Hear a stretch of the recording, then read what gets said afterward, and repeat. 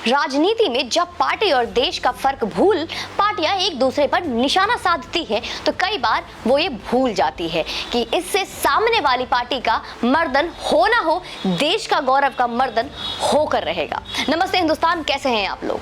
आइए जानते हैं मुद्दा क्या है। अर्थात जब पक्ष विपक्ष पर और पक्ष पर निशाना साधे तो यह ख्याल रखे कि उनका निशाना अपने विरोध की पार्टी पर ही हो, ना कि देश के गौरव और सम्मान पर। एक ऐसा ही निशाना था विपक्ष के सत्ता पक्ष पर पेगासस जासूसी मामला का। पहले जानते हैं कि मामला क्या है और फिर जानेंगे कि आप इसकी बात हम क्यों कर रहे हैं। बात 2021 जुलाई की है दोस्तों। वॉशिंगटन पोस्ट एवं दी वायर नाम के दो खबर वेबसाइट ने एक दावा किया है कि दुनिया भर में कई पत्रकारों एवं सामाजिक कार्यकर्ताओं के फोन हैक किए गए हैं। दी वायर ने इस खबर में यह तथ्य जोड़े हैं कि इस लिस्ट में जिनका फोन हैक हो चुका है या होने वाला है, 300 नाम उसमें भारतीय के हैं, यानी कि भारतीय राजनेता, पत्रकार एवं कई सामाजिक कार्यकर्ताओं के फोन हैक हो चुके हैं और कईयों के फोन हैक होने वाले हैं। हैकिंग और जासूसी का ये खेल इजराइल द्वारा बनाए गए एक जासूसी सॉफ्टवेयर जो वहां की एक प्राइवेट सॉफ्टवेयर कंपनी NSO बनाती है के द्वारा हुआ।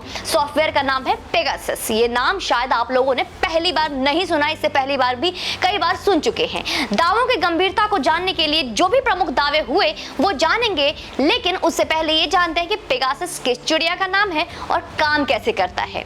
ये एक सर्विलांस सॉफ्टवेयर है दोस्तों, जिसे इजराइल की सुरक्षा कंपनी NSO ग्रुप ने बनाया है। इसके जरिए किसी व्यक्ति का फोन हैक करके उसकी गतिविधियों पर नजर रखी जा सकती है। इसे टारगेट के फोन में इंस्टॉल किया जाता है और फिर उसके फोन की रिमोट कंट्रोल ले लिया जाता है। यह रिमोट एक्सेस ट्रोजन की तरह काम करता है।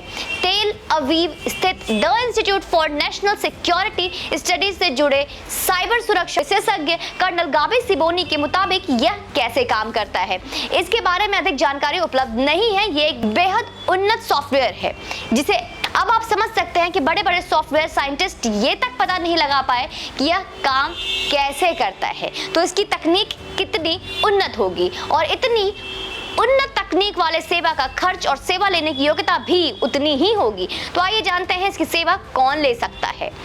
NSO का दावा है कि ये सॉफ्टवेयर सिर्फ सरकारों या सरकारी एजेंसियों को ही दिया जाता है। सार्वजनिक जानकारी के मुताबिक पनामा और मैक्सिको की सरकार इसका इस्तेमाल करती है। कंपनी के मुताबिक इसे इस्तेमाल करने वालों में 51% सरकारी खुफिया एजेंसी है और 38% कानून लागू करवाने वाली एजेंसियां हैं, जबकि 11% सेनाएं हैं। NSO के मुताबिक इसे आतंकवादियों पर नजर रखने और आतंकवादी घटनाओं को रोकने के मकसद से विकसित किया गया है। भारत सरकार इसकी ग्राहक है या नहीं है, इसकी पुष्टि न हुई है, अभी तक न की जा सकती है। गाबी सिबोनी के मुताबिक इजराइल में मिलिट्री और सर्विलांस टेक्नोलॉजी के एक्सपर्ट को लेकर सख्त नियम है। ये एक्सपर्ट शर्तों से बंधा होता है, उनका उल्लंघन होने पर कार्यवाही भी की जा सकती है। अब ये जान लेने के बाद कि ये सेवा किसी देश के सरकार की अनुमति के बिना संभव नहीं, या कहें कि इसे सरकार की इस्तेमाल करती है, आपको ये भी जानना चाहिए कि इसकी लागत क्या आती है। भारत में है तो लागत की तो बात करेंगे ही। आइए, इसका कोई स्पष्ट जवाब नहीं है। आमतौर पर ये गुप्त समझौते के तहत एक्सपोर्ट किए जाते हैं। कंपनी अलग अलग सरकारों को अलग अलग दाम पर ये सॉफ्टवेयर देती है। गाबी सिबोनी के मुताबिक इसकी जानकारी सार्वजनिक तौर पर बिल्कुल भी उपलब्ध नहीं है। वहीं होलोन इंस्टीट्यूट ऑफ टेक्नोलॉजी में साइबर विभाग के प्रमुख डॉक्टर हारेल मीनाश्री कहते हैं कि ये बहुत महंगा होता है। डॉक्टर हारेल का कहना है कि सही कीमत तो हमें भी नहीं पता है, लेकिन अति उत्तम सिस्टम बहुत महंगे होते हैं और इनकी कीमत कई लाख डॉलर में होते हैं। डॉक्टर हारेल के मुताबिक NCO ने सॉफ्टवेयर एंड यूजर एग्रीमेंट और लाइसेंस के तहत सिर्फ सरकारों या सरकारी एजेंसियों को ही देती है।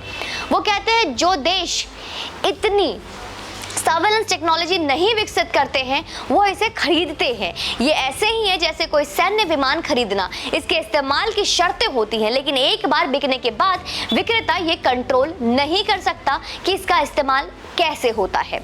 हारेल कहते हैं कि NSO इसके कई वर्जन बेचती होगी और हर मॉड्यूल की अलग लाइसेंस फीस होगी। वास्तविक कीमत लाइसेंस एग्रीमेंट पर निर्भर करती होगी। मीडिया रिपोर्टों के मुताबिक कुछ चुनिंदा लोगों का सर्वेलेंस की लाइसेंस फीस ही करोड़ों रुपए में हो सकती है दोस्तों। हालांकि ये समझौता गुप्त होता है, ऐसे में ठोस रूप से ये नहीं कहा जा सकता कि एक व्यक्ति की निगरानी पर कितना पैसा खर्च हुआ। इससे आप ये बात जरूर समझ गए होंगे कि भले सार्वजनिक रूप से लागत का जिक्र ना हो, लेकिन एक व्यक्ति के लिए पेगासस द्वारा जासूसी करवाने पर एक सरकार को करोड़ों रुपए की खर्च करनी होगी। अब आते हैं उन दावों पर जो जासूसी मामले में हुए। पहला दावा मैं आपको बता चुकी हूं, जो वॉशिंगटन पोस्ट पर और दी वायर ने किया है। इस विषय पर इससे भी बड़ा दावा किया कि दी अरविंद केजरीवाल के अनुसार दुनिया के सबसे बड़े देश के सबसे बड़े अखबार न्यूयॉर्क टाइम्स ने। उसका दावा तो ये था कि भारत ने इजराइल से हथियारों का 2 अरब रुपए के मूल्य का एक पैकेज 2017 में खरीदा, जिसमें पेगासस भी शामिल था।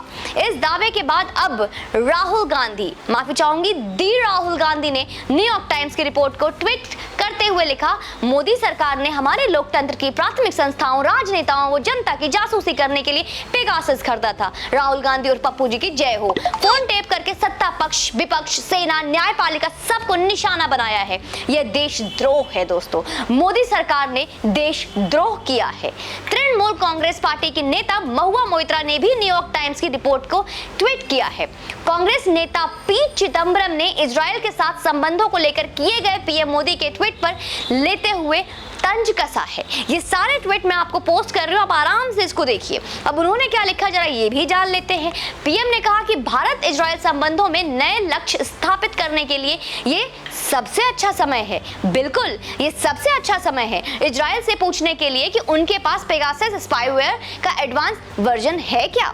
कांग्रेस नेता रणदीप सुरजेवाला ने कहा कि पेगासस की खरीद को लेकर कांग्रेस प्रधानमंत्री और सरकार से संसद में जवाबदेही मांगेगी। ये तो एक कदम और आगे निकले। हम जनता की अदालत में जवाबदेही मांगेंगे। हम सुप्रीम कोर्ट से भी झूठ पर ध्यान देने का आग्रह करते हैं। यह देशद्रोह है। एक और निशाना साध दिया देशद्रोह का।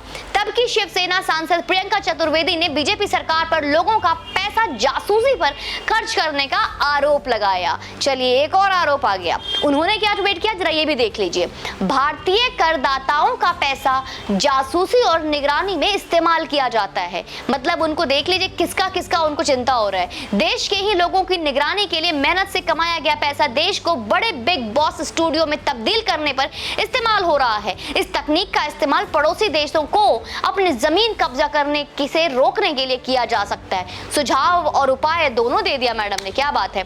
आरोप बहुत गंभीर थे तो मामला सुप्रीम कोर्ट तो जाना ही था। सुप्रीम कोर्ट में दायर याचिका के मुताबिक इसके जरिए 2019 में ही भारत के कम से कम 1400 लोगों के पर्सनल मोबाइल या सिस्टम की जासूसी हुई है। दावा किया गया है कि 40 मशहूर पत्रकार, हम तो नहीं है मशहूर भाई, विपक्ष के 3 बड़े नेता, संवैधानिक पद पर आसीन एक महानुभाव, केंद्र सरकार के 2 मंत्री, सुरक्षा एजेंसियों के कई आला अफसर, दिग्गज उद्योगपति भी शामिल है। कई सुप्रीम कोर्ट में इस मामले की सुनवाई हुई है। जस्टिस रमन्ना, जस्टिस हेमा कोहली एवं जस्टिस सूर्यकांत की बेंच में हो रहा था। दोस्तों आगे मैं आपको बताऊं, इससे पहले आप इस वीडियो को लाइक कर दीजिए। बहुत ही इंपॉर्टेंट इन्फॉर्मेशन देने वाली हूं आपको, और अब जो आपको बताने वाली हूं वो सुनने के बाद आपके क्योंकि होश उड़ने वाले हैं। जांच के लिए 39 में से 29 लोगों ने अपने फोन सुप्रीम कोर्ट में जमा कराए थे, जिनका दावा था कि उनकी जासूसी भारत सरकार करा रही है। कितनी फ्री है मतलब भारत सरकार, उफ। और जांच की टेक्निकल टीम ने उन 29 लोगों के मोबाइल के जांच के बाद यह तथ्य सामने रखे हैं कि किसी भी फोन में पेगासस सॉफ्टवेयर होने की पुष्टि नहीं होती है।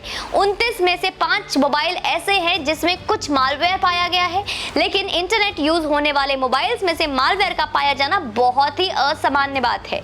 मालवेयर से यह पुष्टि नहीं होती कि यह जासूसी सॉफ्टवेयर है। अब आप ये समझ रहे होंगे कि राहुल गांधी, चिदम्बरम और तमाम मीडिया ग्रुप्स के रिपोर्ट्स के क्या मायने हैं और क्या मतलब है। वो भारत जैसे दुनिया के सबसे बड़े लोकतंत्र देश पर ऐसे आरोप लगाकर इसके लोकतांत्रिक छवि पर सवालिया निशाना लगा रहे हैं, और घोर दुर्भाग्य की ये बात के विषय में पूरा विपक्ष साथ खड़ा था। सुप्रीम कोर्ट की जांच में यह मामला निराधार पाया गया तो नैतिक आधार पर राहुल गांधी और उनकी फौज देश से माफी मांगेगी। क्या अरविंद केजरीवाल का सबसे बड़ा अखबार न्यूयॉर्क टाइम्स ऐसे बड़े झूठ दावे करने के लिए हमारे देश हिंदुस्तान से माफी मांगेगी? इस राष्ट्र के सत्ता में बैठी या सत्ता में बैठने को बेचैन पार्टियां जितनी चाहे आपस में मुर्गा लड़ाई कर लें, लेकिन अगर उनका एक खरोच भी हमारे मां भारती के श्वेत सम्मान पर पड़ेगा तो उन्हें हमारे सवालों के कटघरे में खड़ा होना होगा और माफी भी मांगनी होगी। हर वक्त देश को, मां भारती को कटघरे में खड़ा करना और देशद्रोह जैसा शब्द का इस्तेमाल करना गलत है। हमारे देश का विश्व स्तर पर अपमान करना गलत है। बाकी आप क्या मानते हैं कमेंट सेक्शन में मुझे जरूर बताइएगा। वीडियो को जरूर शेयर कीजिए क्योंकि लोगों में जो ये डर है कि पेगासस क्या है, पेगासस आपके फोन को हैक कर रहा है, आपके पर्सनल चीजों को हैक कर सकता है, ये सारे मिसअंडरस्टैंडिंग, ये गलतियां और ये बहुत बड़ा जो दुविधा है वो सॉर्ट आउट होना बहुत ज़रूरी है दोस्तों।